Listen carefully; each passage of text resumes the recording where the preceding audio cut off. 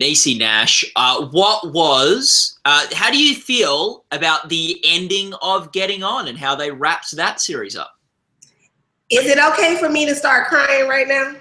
Because I want to just go, I want to sob right now. I was sad because it was ending, but the thing I was happy about is the way the series ended. There is a chance that if the show found life somewhere else, it could come back. Yes, you didn't all like die in a bus explosion or something like that. No, we did not. Yeah. So how do you feel about how they chose to sort of like end? How do you feel like the ending for those characters at the end of the final episode? Well, you know, I thought it was beautiful that Dawn and Dr. Jenna James were going to go through this surgery together, forever bound by this kidney, which means that if the series was ever resurrected, you know that Dr. James would be on Dawn's back to try to make sure she was keeping up with that kidney. I thought it was a beautiful ending. Mount Palms, the hospital we worked in, burned to the ground. But like the phoenix, we could either rise from the ashes or we could just go forth. Either way, it was a beautiful ending. And how do you feel about where things were left for Dee Dee? Well, the one thing that I would have loved to see is Dee Dee finally get her swimming pool. I'm happy that in season 3 you got to see and meet my family, my husband, and so I did love that part about it. But I would have loved to see Dee Dee get some of what she had been fighting for the past 3 seasons. A real promotion, a raise, her swimming pool, her sister's kids, all back with the sisters so she could have some peace in her house. Any of those versions would have been fine by me. And like you said, we did like get to meet her family this season. And what do you think like meeting Dee Dee's family helps? Like, what did that tell us about that character that we sort of may have not known before? What did that reveal? Well, I think what it revealed is a little bit about her home life. You got to see her husband standing in protection of her. You got to see this dynamic with our white mother-in-law. You got to see my brother-in-law and his wife, and what a charged relationship that is for me, or for Nurse Dee Dee. And I think what it shows is at the heart of it, when you go home, there's still so much more to cover. There's still so much more family life that causes this character to have a headache. It's enough to run in behind Jenna and Dawn and Nurse Patsy, but now I gotta go home and deal with these crazy folks. I think that it gave the viewers a little more sympathy for Nurse Dee Dee. Yeah, it's really interesting to have that come through in a 3rd season as well of a show, where it's sort of we get this window into something that provides a context for maybe other things and other attitudes or events or moments that she's had in previous seasons. Exactly. And you know what's interesting about that? When you first met Dee Dee in season 1, she had this look on her face like, I'm taking all of this in and these people are crazy. Then when you get to see her family, it's more of the same. My God, these people are crazy. Yeah. What do you think's like the defining, like if you were to sum up Dee Dee in like 1 or 2 sentences, like what do you think's her big MO in life? Her biggest what in life? Oh, like MO, like the way she works, like what makes her tick? You know what? I think Dee Dee is solid in her care for other people.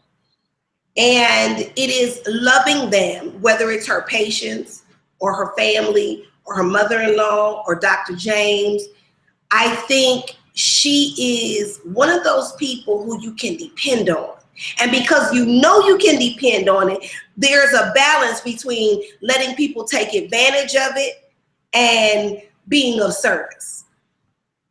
Were there many like nurses that you spoke to in getting ready for the role, or just people that you know that are nurses that helped inform the way you sort of portray Dee Dee? Well, I do have one aunt that's a nurse, but HBO was very specific and very disciplined, I should say, in what they required before we took the roles. And they had us go to hospice care, senior centers, and we actually had to follow nurses around for a full shift and then go to medical training. So you got to see a lot. Yep. And the one thing that I applaud, let me just give a shout out right now to the nursing community, because the patience that you have to have and the compassion for people, it's a beautiful thing. It's a beautiful thing, and I'm glad we had Nurse Dee Dee in getting on to balance the crazy that was all going around. You needed an anchor, so you could feel like, okay, at least one person is taking care of these people in this hospital. Yeah. Is there something you learnt from that, like from going around the hospitals and going through those sort of observations? I think my biggest takeaway is just simply that people need people. You need people to genuinely care about your well-being. As a matter of fact, when it was after the first season, I think I was the only one who took an old lady home from Mount Palms Hospital. I was like, is everybody getting an old lady, or is it just me? I found one of the extras, one of the background artists, I should say, and befriended her. And now she's still a very good friend of our family. She's here at holidays and Christmas, and people need people is my biggest takeaway, especially when you're in poor health. Yeah, and I think like one of my good friends is a nurse, and it's like really interesting hearing stories from them about how, I guess, because like, and not to take away from doctors at all, but because nurses have to do so much of those sort of like everyday sort of mundane things with the patients, that they can get that real empathy and that real, like, they do sort of, they're the people in hospitals that are really looking after the other people. Yeah. And probably it's easier for them not to lose sight of that. Well, it's interesting because when I told my mother I wanted to be an actress, her response was, well, we don't know anybody in entertainment, dear, but you're kind-hearted. Why don't you go into nursing? And I was like, what? And so when I got the Emmy nomination last year for Getting On, my mother said, see, I told you you would make a wonderful nurse. I'm like, Ma, I'm not really a nurse. Calm down. Oh, that's so funny. That's yeah. So like you didn't follow your mum's advice, like that you are good at caring for people, so you didn't go into nursing, but you went into acting and pretended to do what your mum did. Yeah. There it is. Yeah. Very good. Has playing this role of Dee Dee though given you like more empathy for other people in your life that are around you, like thinking through nurses and what they do? Well, what I will tell you is that I feel like between myself, Alex Borstein, and Lori Metcalf, shout out to my ladies because they're all so brilliant. And I'm not leaving out Mel Rodriguez. We love him too. We're all a little bit like our characters. So I can say that I entered into that job already being just a lover of people. I would be the one in between takes that would say to, talk to some of the background artists and then be like, oh, excuse me, can somebody take her to the bathroom? You want a snack? How you doing today? So there was already a part of me that already rested in wanting people to be well or just to be a little bit better. Like how are you not like your character? Well, I think that the way Dee Dee and I are different is that it takes a lot before she decides to speak up for herself. So the piling on of work from Don, the misuse of Dr. James, Dee Dee would probably let it go on a lot longer than Niecy Nash would.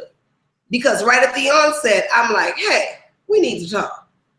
You know, whereas Dee Dee would ride it out a little bit longer. And do you have a favorite moment from season 3 of the show? Do I?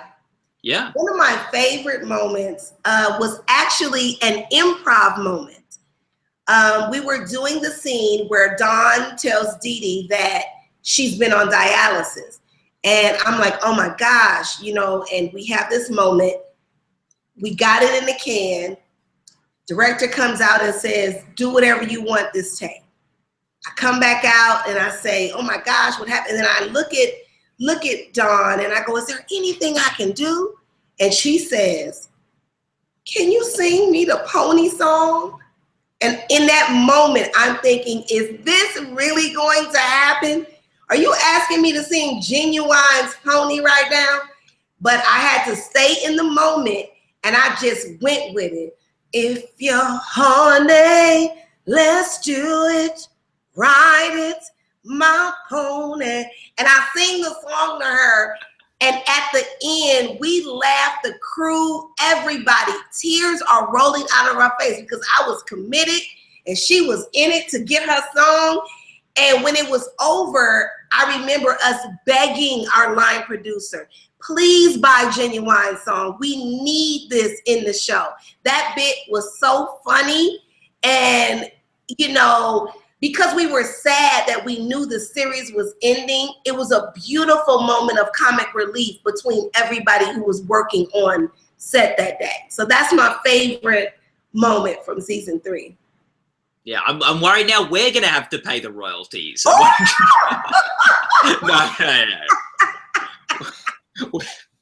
We're fine, Niecy. We're fine. So... No, you're all good. You're all good.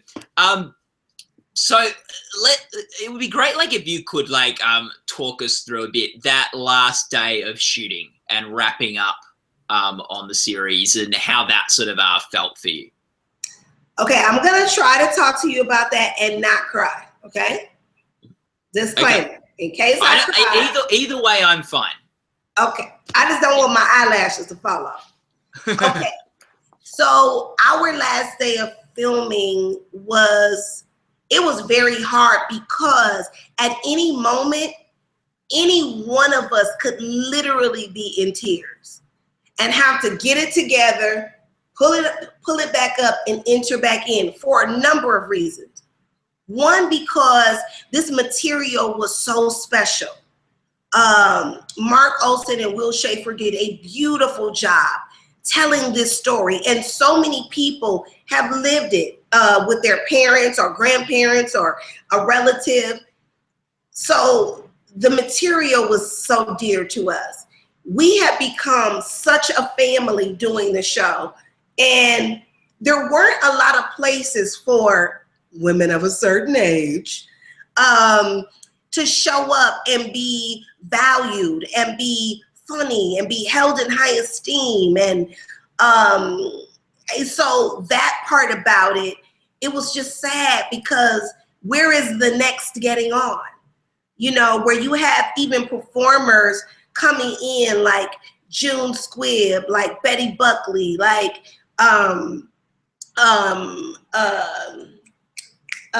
Jean Smart, you know, all of these amazing, you know, women who are mature, but still are so full of life and beauty that was emanated in this work. We were grieving on so many levels, you know, so it was very, very hard. And every time they said, that's a series wrap for Alex Borstein, that's a series wrap for Laurie Metcalf, ladies and gentlemen, that's a series wrap for Niecy Nash, we were bawling. We literally were bawling. We felt like we were going down with that fire in Mount Palms, and we were not happy. What was your series wrap scene? My series wrap scene was when the hospital was burning down, and I had to run back in to get the last patient. I said, oh my gosh, we forgot somebody. Run back in and get the lady.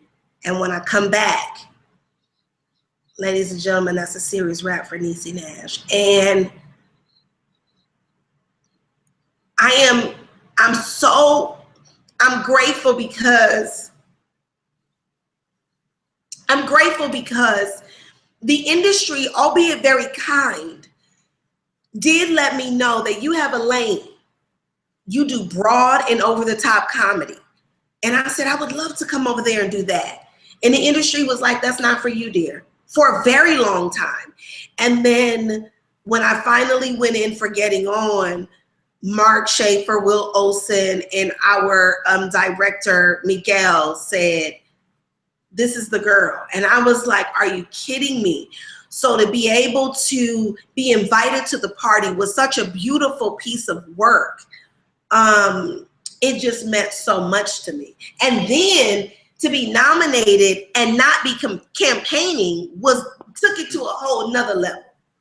So I will forever be grateful for that opportunity because it's opened so many other doors. Yeah, like that must be incredible of like sort of getting a message from the industry that you can't do a particular lane and that's not what you're for. And then for the role where you get an opportunity to do that, to be nominated for an Emmy for that role must be incredible. I can't even tell you. I was crying from my soul when they told me. I was like, what? I was just in a state of shock. I couldn't even believe it. And I was like, I just will never forget that feeling. Like I get emotional and teary-eyed when I think about it because it was a long time in coming. Yeah. And it's like it must have been a great affirmation. I know through the performance and the reviews and all stuff, you probably already thought this, but it must be a great affirmation that, boy, the industry does think I can do this. I can do this lane. I mean, yes.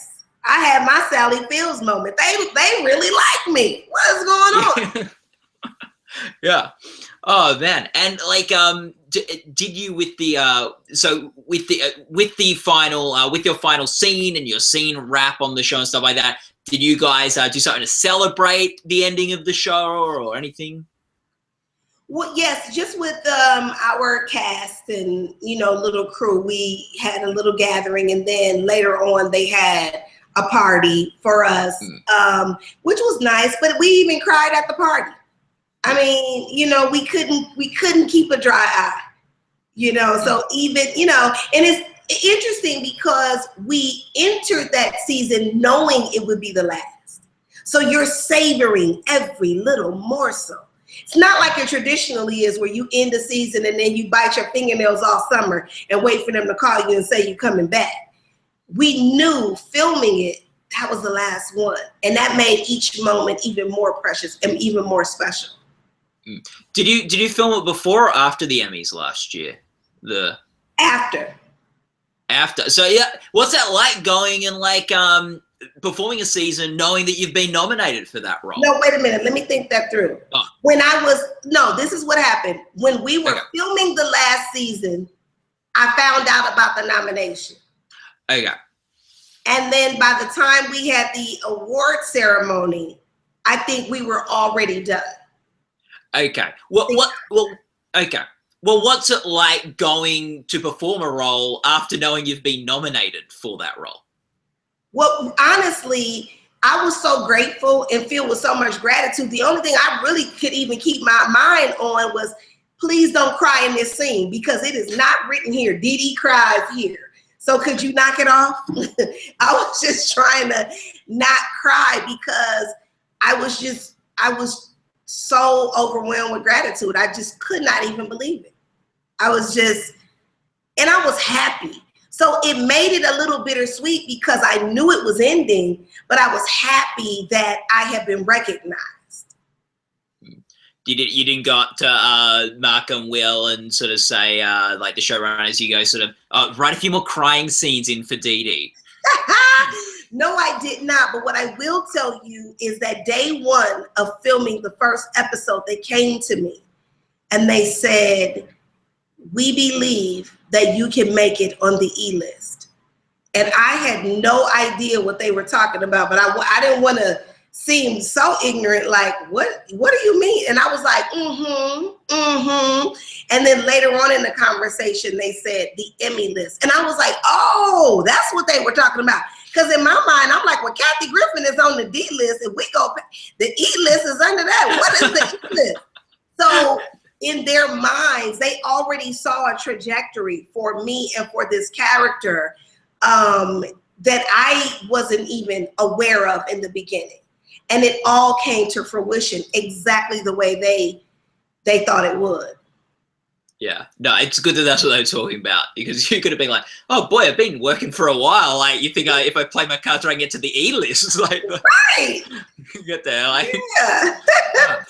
Oh, that's good. What was the, if you got nominated this year for the Emmys, what episode would you put forward? That's a good question. I don't know. Yeah. I don't know. I would really have to think about that because I'm not for sure. I don't know. Yeah.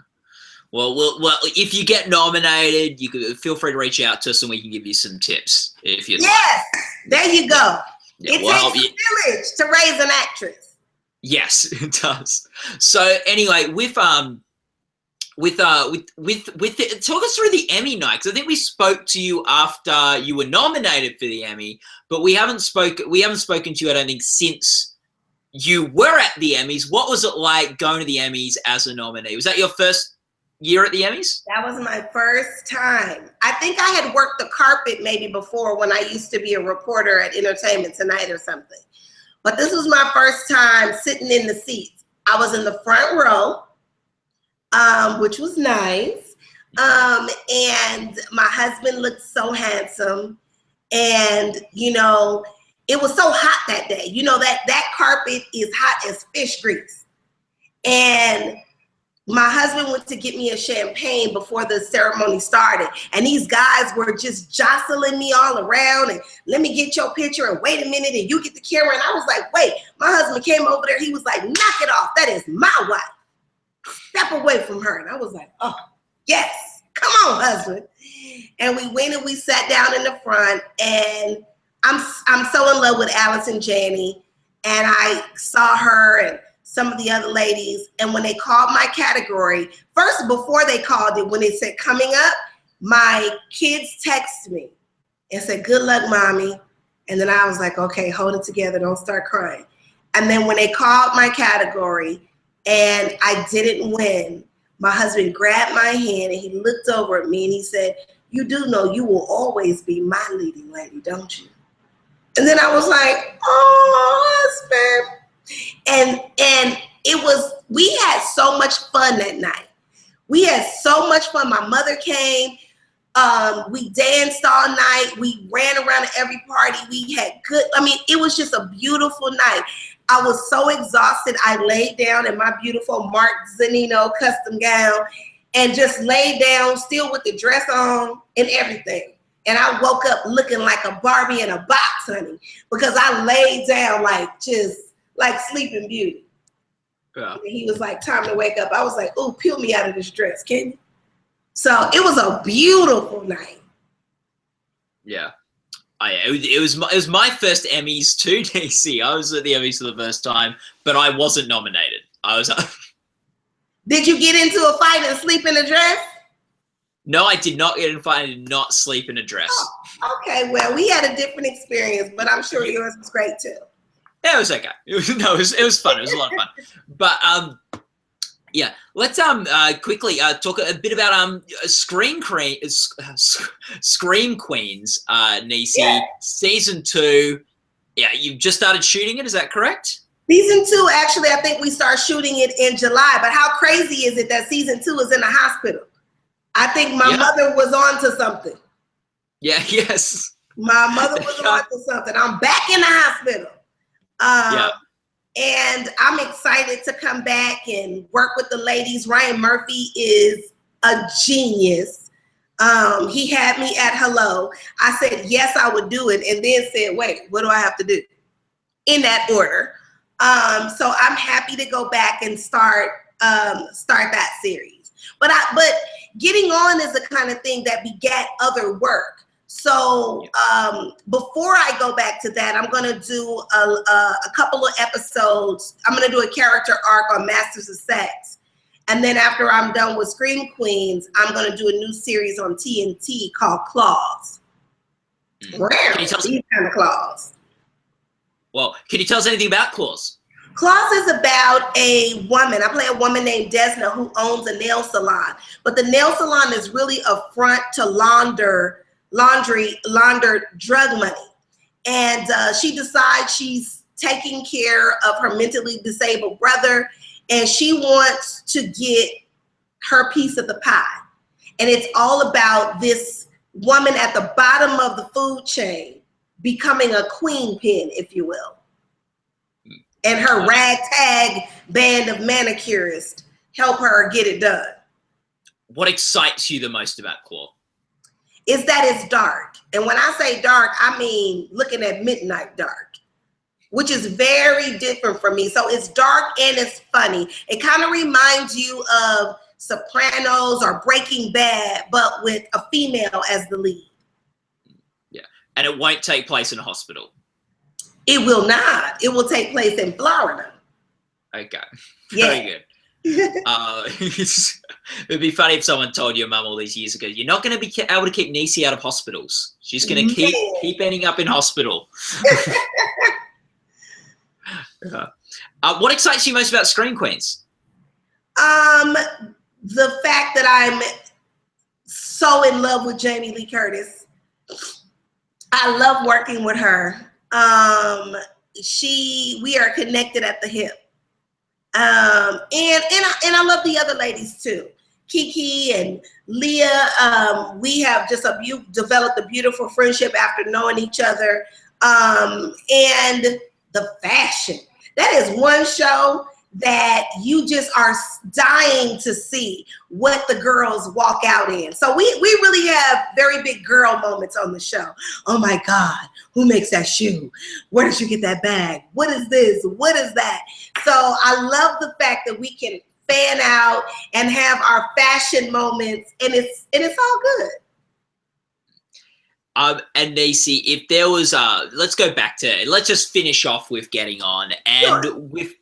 with Getting On, if there was one thing you wanted people to take from the show Getting On, what's the thing you'd want them to take from it?